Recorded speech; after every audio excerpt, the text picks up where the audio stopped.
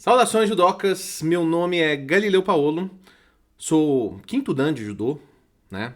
Sou graduado também em faixa preta em jiu-jitsu. Já treinei Aikido, já fiz Bugei, que são as artes militares japonesas, então sou um amante apaixonado pelas artes marciais japonesas e pelo Japão. Nós estamos aqui para mais um curso do Sismec Cursos. Hoje nós vamos falar da biografia de Jigoro Kano. Vamos falar um pouquinho da história dele. Esse curso não é um curso tão aprofundado, vou passar algumas coisas mais detalhadas para vocês aqui. É um curso ainda para Nidan, mais ou menos, um cara que ainda está em processo de evolução na sua carreira como faixa preta, tá? Mas aqui vai ter muita informação diferente, talvez algumas coisas que vocês ainda não tenham raciocinado. Um objetivo desses cursos, na verdade, são trazer para vocês raciocínio sobre alguma coisa.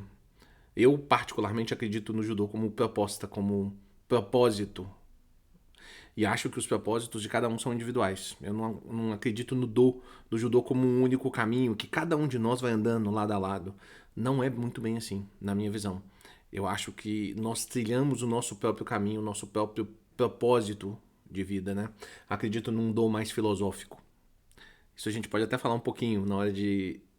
Nós vamos falar um pouquinho nesse curso, nesse conceitual, no momento da criação do judô de Jigoro Kano, né? Mas eu já vou passar para a nossa tela, para a gente já poder começar, da biografia de Jigoro Kano. Né? O fundador da Kodokan, ou do Kodokan, né? Do Kodokan, e o fundador do Nihon-den Kodokan Judo. Nihon-den Kodokan Judo, que é o nome, digamos assim, oficial do judô. A gente chama ele de judô apenas, né? Mas o nome oficial do esporte que praticamos, ou da arte marcial que nós praticamos, ou da prática esportiva, é o Nihon-den Kodokan Judo. E mesmo a gente começando falando hoje de família, acho que é importante colocar uma foto dessas raras. O Jigoro Kano é esse sentado ao meio, com esse cavanhaque, né? Dessa família Kodokan, que na verdade se tornou a principal família dele. A gente vai estudar isso ao longo do tempo. Mas a gente precisa falar primeiro da origem de Jigoro Kano, né? Jigoro Kano é nascido em 28 de outubro de 1860 em Mikage. Mikage é prefeitura de Hyogo, no Japão. Mikage hoje faz parte de Kobe, da cidade de Kobe. Uma característica de onde Jigoro Kano nasceu.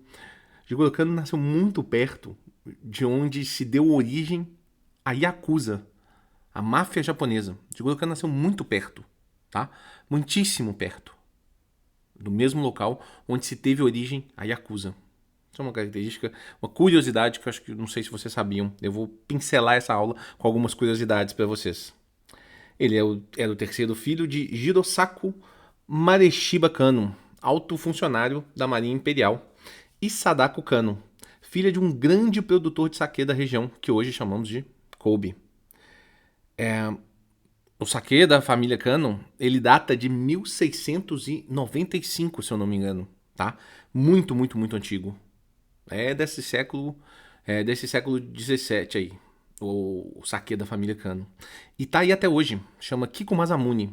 É uma das maiores fábricas de saquê do Japão, até hoje. Lá em Kobe. Jirosaku era filho de um monge shintoísta e, curiosamente, ao contrário do costume da época, foi ele quem assumiu o nome da mãe de Jigoro Kano. Isso porque o avô paterno de Jigoro Kano não teve filhos homens. Bom, Jirosaku era filho de um monge shintoísta. Shintoísta é o shintoísmo. Shintoísmo que é a principal religião japonesa. Ela tem algumas características do budismo. Ela se misturou com o budismo no decorrer dos anos, né? Mas ela tem muitas características ligadas aos espíritos e à relação com a natureza, ok? Então o shintoísmo é a principal religião japonesa. E, bom, ele absorveu um nome de mãe porque o avô de Jigoro Kano não teve filhos homens. E a família Kano era uma família poderosa na região de Kansai. Kansai era a região mais antiga, mais tradicional japonesa, tá? Onde muitas capitais, por exemplo, no período que Kyoto foi capital, né? Então é a região de Kyoto, é a região de Nara. Nessa região, era uma região forte, lá no século XVI, por exemplo, né? Bom, como a família Kano era uma família poderosa, fazia sentido dar continuidade ao nome. E foi o que aconteceu. O nome da família continuou. Não foi só o pai do Jigoro Kano que continuou com o nome, não, tá? Com o nome Kano, não. As filhas do avô de Jigoro Kano todas se casaram com homens que trocaram de nome. Essa é uma informação também que as pessoas talvez não saibam. Como eu disse, as fábricas de sake da família Kano estão entre as maiores do Japão até hoje. Então, Jigoro Kano nasceu numa condição muito específica, de uma família rica, de uma família poderosa. E se casou com... A mãe de Jigoro Kano se casou com um homem que tinha muito conhecimento também filosófico, teórico, pai shintoísta, pai monge shintoísta, né?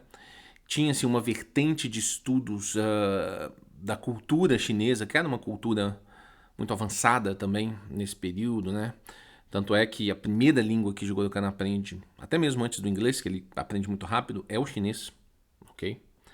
E então, muita cultura envolvida, uma relação com a China forte, uma relação comercial também. O pai dele tinha uma relação interessante, mas em algum momento ele veredou.